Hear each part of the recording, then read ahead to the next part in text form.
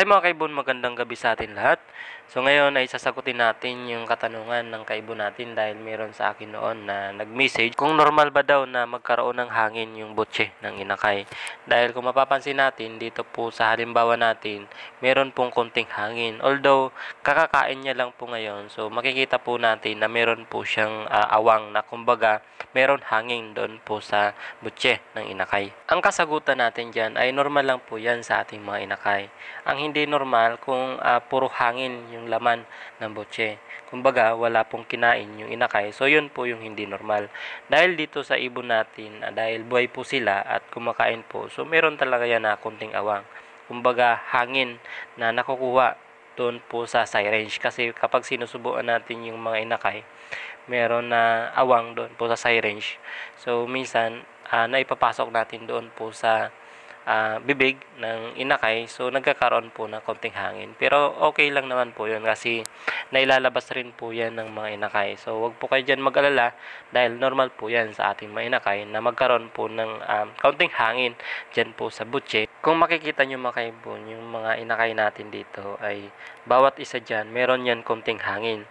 So, normal po yan na nangyayari po sa ating mga inakay. Ngayon naman ay pag-usapan natin bakit ang iingay ng mga inakay. Kahit bagong kain lang yan, maingay pa rin. So, kahit na busog na yan, so umiingay pa rin. So, ano ba yung dapat natin gawin dyan para hindi magingay? So, wala tayo dyan na maaring gawin kasi normal na po yan sa mga inakay ng African lovebird.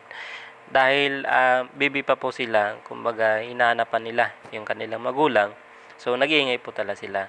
Lalong-lalo na makaibong kapag gutom yan. So, iingay at iingay po yan. Yung magagawa nyo lang dito mga kaibon para malisin yung ingay po ng mga handfeed.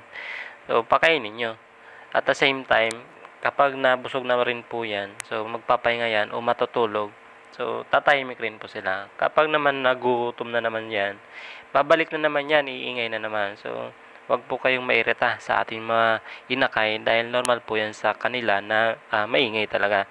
Once naman na lumaki na po yan at kumakain na po ng seeds, so tatahimik rin naman po yan.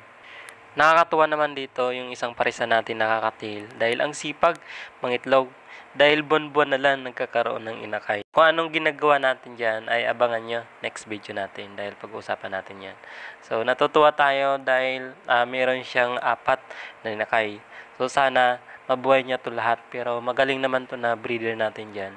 So, sigurado, mabubuhay niya to lahat.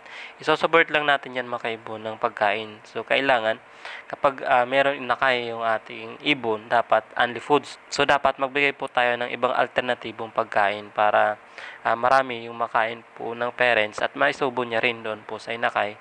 So, at the same time, mabubuhay lahat ng mga inakay.